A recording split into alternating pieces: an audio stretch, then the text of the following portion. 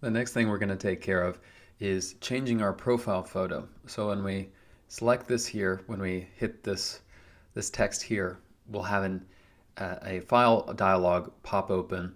We can select whatever image file we want to upload, and it's going to be sent to an image service that will return to us a URL which we can then use to update the current user's information. So the service that we're going to be using to upload images is Cloudinary. And the way that we're going to get started is to select the sign up for free button, and you'll provide all of your information and take special note of the assigned cloud name at the end. We'll need this for performing the upload, and note that you can edit it if you like. So once you sign up, I'd highly recommend that you confirm your email first. It's really required to do so, to use Cloudinary. Once you've signed up, confirmed your email, you're going to get all of your information here that you need in order to perform our uploads. So since we're going to be performing these image uploads in a couple of places, not only in the edit profile page, but also in the profile page, whenever a user goes to their profile page, we want them to be able to select their image here. Just click this and be able to select a new image to upload and use in place of their old avatar. We want to create a dedicated function that we can reuse throughout our app to be able to handle the image upload. So let's create a folder within Source called utils. This will be for utility functions or files that we need or things that we need to use throughout our app. And we're going to call the file for this, that this function is going to live in handle image upload. And we're just going to make a function of the same name within it, and we'll export that with export default at the bottom. Now, what are we going to be getting here? Well, we want to pass through all of the file data, which we'll just call image.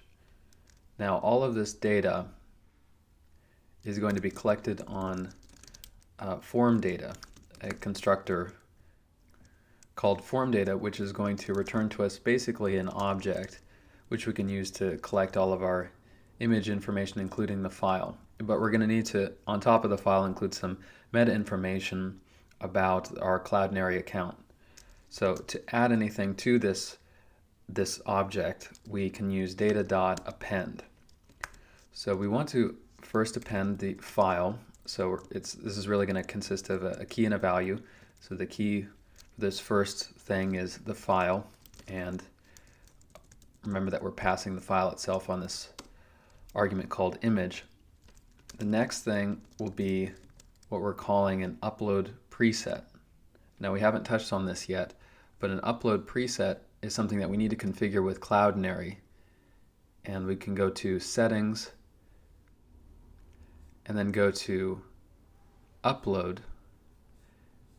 and we just can scroll down and we can add our own upload preset. So in this upload presets area, we want to select add upload preset. And we want to give this a recognizable name, a name that we can remember. So we might want to call this, Instagram or something like that. And I believe we want to set this to unsigned. And then we can save this.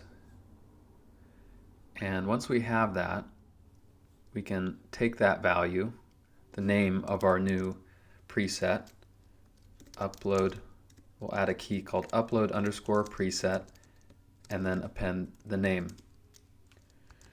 Then we want to append the cloud name associated with our account.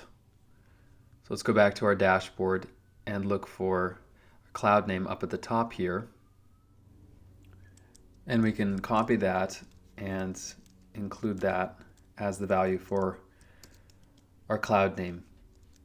And then we want to make a request, and we can do so with the help of the Fetch API.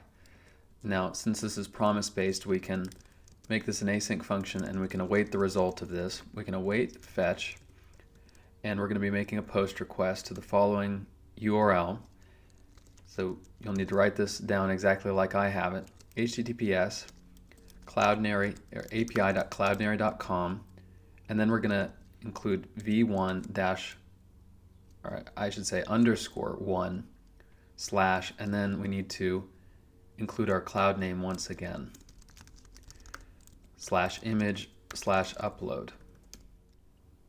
And then we need to include a configuration object as the second argument that we'll first use to specify that the method is a post request.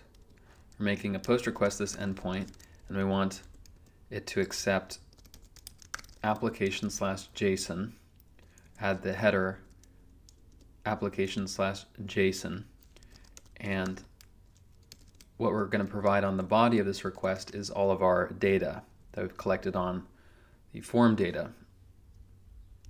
And then we're going to get back a response, and finally we can await response.json, and we're going to get back a big object that's going to include the URL that we want. So we can call this, JSON response, and then finally we can return from the JSON response object the URL property. So now that we have the logic for actually uploading our image, we need to get the file from an input. We need to provide that here in our edit profile page. So let's do that underneath where we're displaying the username. Let's add an input here, and this is only going to accept images. So we can say that the file type will begin with image, and we could specify it by saying image/JPEG or image/PNG, but we can just accept any image file by saying image/ and then glob here, or asterisk. Then we'll set the ID of this to image. We'll set the type to file. We don't want to display this, so we'll set display to none. We want instead for the text underneath to control this input programmatically, so we'll set that to hidden. And then we want to still provide an onChange, so what's going to happen when we've selected a file from the file dialog that shows up?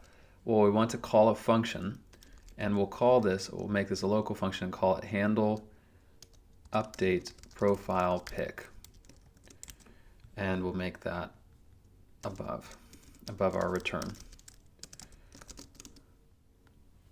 Now, since we're setting the ID of this input to image, all we have to do is wrap typography in a label with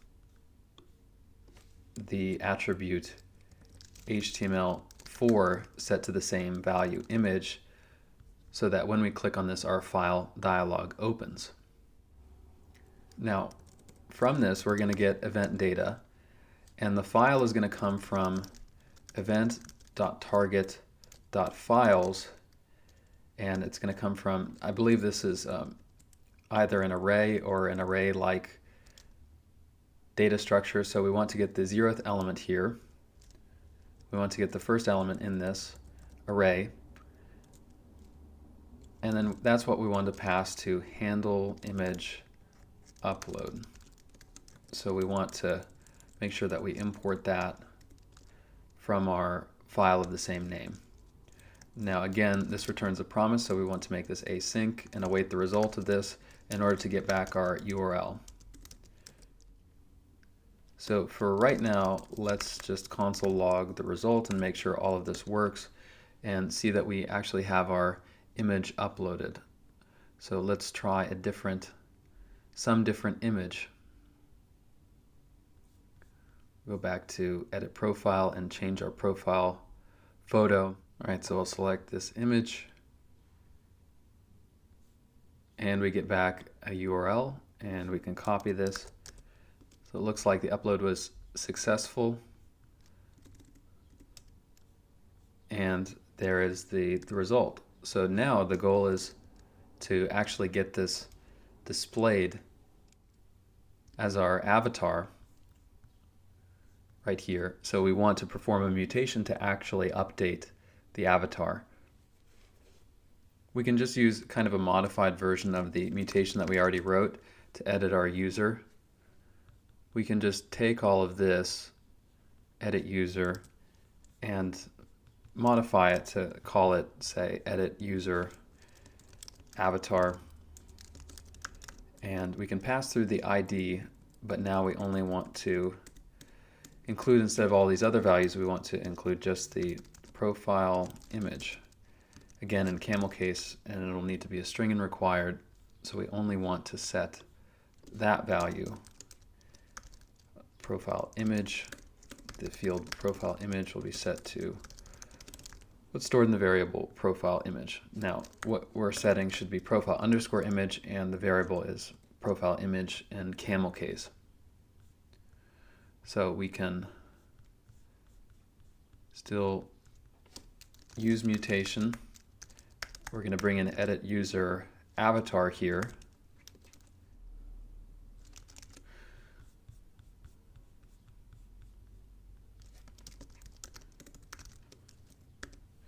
Okay, and then our mutate function's going to be called edit user avatar.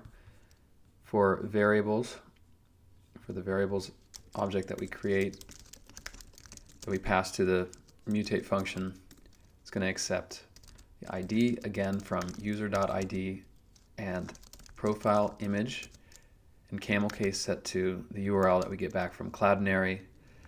Then we'll call edit user avatar. Specifically, we'll await it and pass through variables to it. Now, there's one little trick that we need to do in order to see this in real time. To see that updated, we need to have some dedicated state to manage our avatar. So let's create some initial state for it and have the user value, the value on the user for the avatar when the page is just loaded, set that to user.profile_image, and we're going to put that result in a state variable profile image, and the setter will be set profile image. So now what we pass to profile picture is going to be read from state. The image prop is going to now be profile image. And I know we're kind of mixing image here and picture, but at the very end, we want to, after we update the edit the user avatar back and handle update profile pic, we want to set the profile image to the URL. So let's try this. Let's save both files.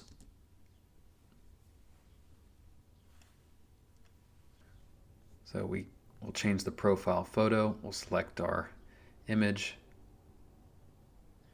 and we immediately see it changed in real time. Perfect. And if we refresh, we see the changed profile image is still there. Great. And now that we've got the handle image upload function working, we can very easily use it when we move over to working on the profile page. When we want to, if the person that's currently authenticated is looking at their profile, they can just very easily click their avatar and then select a new image and then use that function to upload the new one. Now, the last thing that we're going to do in this section, in this video, we're going to make our search functional. So at the moment, we're just showing some dummy data. We want to actually make this fetch some real users that we search for, since we have some users to work with from our database. So let's head over to our nav bar. And we have to think about how we're going to perform this search. We're going to go down to this search component. How are we going to perform this search? Well, we're doing the right thing in terms of storing the query in state, but now we need to pass this to a function that's going to actually perform an operation, a GraphQL operation, to get the users according to what we've typed in, to match what we've typed in. And so we're going to go back to the graphical console. We're going to figure out what that's going to be for our user's query. So let's select a new query. We'll choose users. And thinking about this critically, we want to search according to one of two fields. When people search, they might want to search according to a given user's username or their name. So we want to enable them to search for username or name. So let's think about that. Well, we know from looking at one of the queries, we know how to switch according to a given OR condition. We can use the OR operator and check to see if one value matches one field or another. We could include as many fields as we want here, but again, we only want to use two. So the query that we're going to structure, or that we're going to write here, is going to look pretty familiar. We're going to search users according to where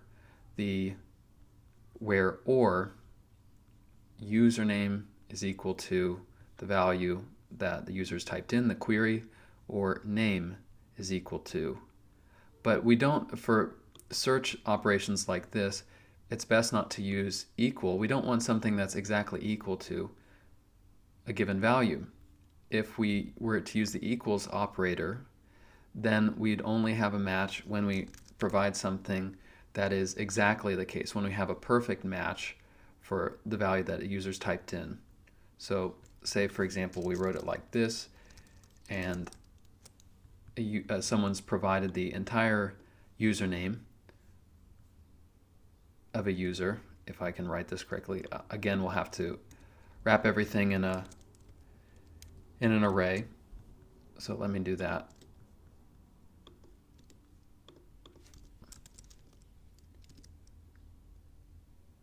Let's just reduce this to a simpler operation. It's very hard to write the OR operation at some times. So we want to query users where, say, the username is equal to user 10. Okay, I have a user for that. But as someone's searching for a user, we want to show user 10 and all of its variants when we just provide U and S.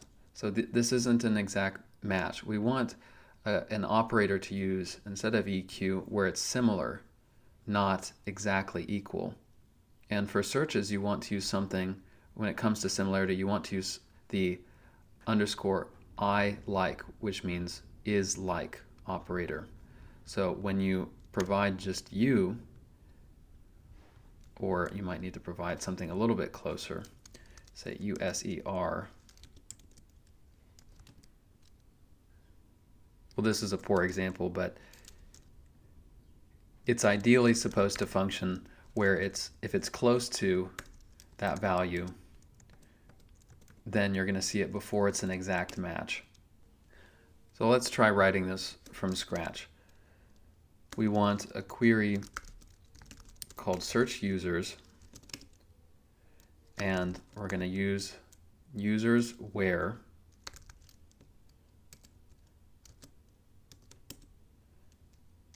and use the OR operator.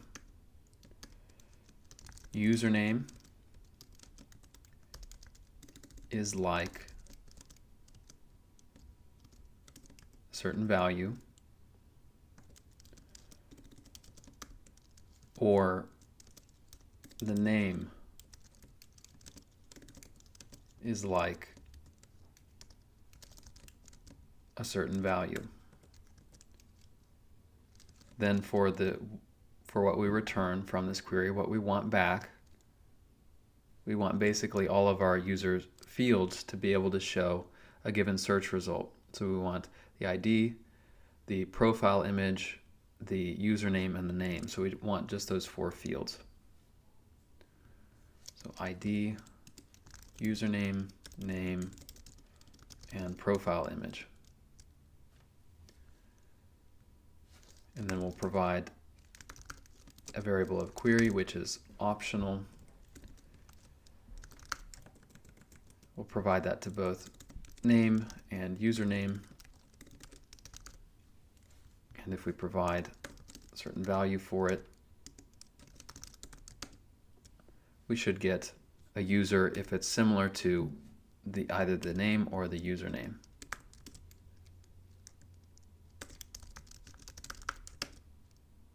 You can see here that it works for code artistry, where it's a different casing. So it's a little bit better than using EQ.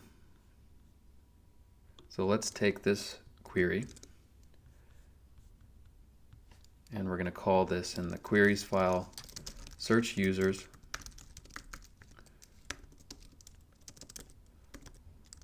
and back in navbar we're going to use the lazy query. We could use the client directly, but this is a good case. Search operations are a good case for the lazy query.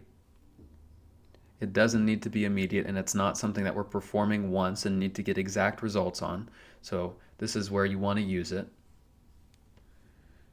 And we'll pass to it search users. Now we can provide variables to it immediately, but instead we're going to pass it to the function that's returned from this when we call it, when it needs to be called here in the use effect. So let's call this function search users, and instead of setting the results, we're first going to set loading to true here. So we're going to need to grab the setter, or add a setter of set loading for the loading state value, state variable. And note that use lazy query is synchronous. It doesn't return a promise, which is nice. So obviously this is ideal for a situation where we're using effect for this for the callback function. For the effect function, this can't be an async function, so this is ideal for using a lazy query, a synchronous function. And the query, what I believe I got wrong about what I just realized, what I believe I got wrong about using the is-like operator is that we really need to wrap it around a set of parentheses symbols. That's what allows us to do the kind of search ahead operation. So if we just provide u, now we get all of the different users that have a name or a username that begin with a u. So we have to use a template string here and provide these percentage marks around the query itself. So we'll want to interpolate the query state variable. And then finally we can call search users with our variables, and we don't get it back immediately from the function. We don't get the data back from there, but we get it back as the second argument to, or I should say the second element of the array that's returned from use lazy query, and we need to destructure it like so. Now only if we have data returned, if it's not undefined, do we want to set our results, and we want to set it with data.users, this entire array. Remember, results is going to be an array, and we want to finally set loading to false. And we need to add a couple more dependencies to use effect. We need to add data as well as this search users function. So let's give this a shot. We'll save both files and try searching here in our input.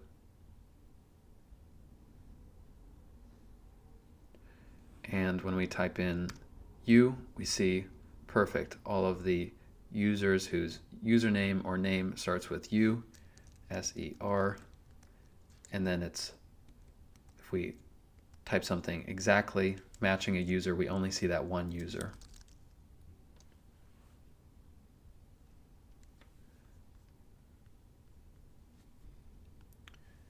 And note, one last thing we can do before we end this video is we can provide the current user's profile image up here in the nav bar.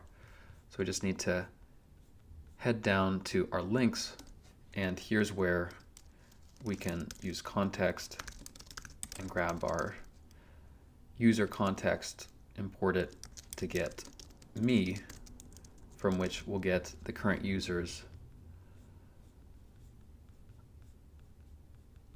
profile image, and then we'll pass it to the source here with the path me.profileImage.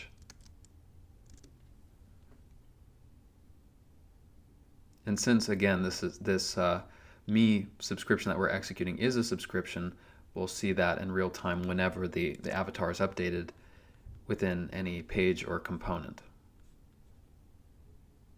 And one final note, in the login page, I'd highly recommend, I forgot to mention this when we did authentication, but I forgot to mention that for the handle login with Google function, I'd also recommend when we push to the root route, using a set timeout and providing a time value of 0. That's going to make sure that we redirect correctly. And you can also do the same for sign up in on submit wrap history.push in a set timeout with the time of 0.